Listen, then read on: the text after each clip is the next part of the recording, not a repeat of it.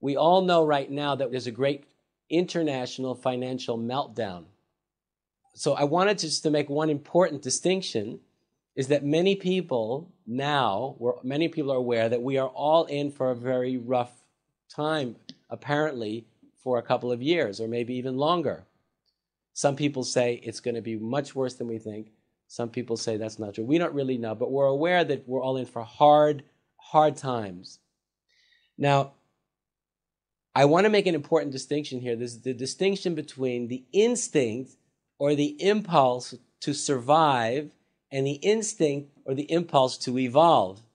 Now, human beings, as a species, we have been faced with threats to our survival ever since we stood up on two legs, way before we were human beings. So in other words, we've been faced with either a threat from nature in the form of a hurricane or a flood, or threats from each other, from warring tribes to the Germans. So we've been conditioned through, as a result of our history, to being in situations where our survival is threatened. And so right now, many people are feeling, my standard of living is going to change. Things won't remain the same. What am I going to do? What am I going to do? How am I going to protect myself? So this instinct, the instinct to survive, is nothing new. It's one that we've been very familiar with forever. But there's a different kind of instinct. There's a new instinct that is just beginning to emerge in the human race, in the human species, which is what EnlightenNext magazine is really all about. It's about really propagating this new instinct or this new impulse, and that's the impulse to evolve. Now, the impulse to evolve is different than the instinct to survive. The instinct to survive means you don't want things to change. I like things the way they are, so I don't want anything to change. But the instinct to evolve is very different. That means you want things to change. You're very interested in things changing for the better. But very specifically, that means you're looking at life in a vertical context. So in other words, evolution is you're going from the level of development that you are now to one that is higher than the place that you are now. Or if you want to look at it collectively, the place that we are culturally, we want to go to a place that's new, that's higher. Now, this is a very new impulse in the human species. Human beings we obviously have been evolving for 40,000 years, or ever since the beginning, really, of human civilization.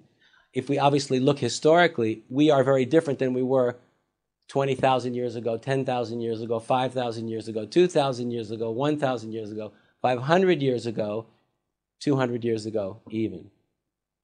So we are evolving. But this new impulse is one in which when the impulse to evolve, when the impulse to become more becomes conscious. So that means when the I sense, when you experience at the level of consciousness or in the I sense, when you experience a bubbling up within your own being, within your own mind and heart and soul, when you experience a thrill, and when you experience it's the experience of a thrill of an aspiration to evolve. I want to evolve.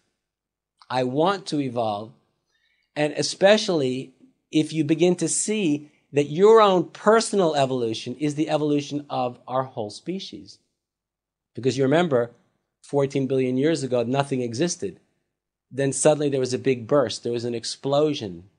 And this is 14 billion years later, and the explosion is still happening. So what I'm really describing is really a state of consciousness and a perspective where that explosion is becoming aware of itself.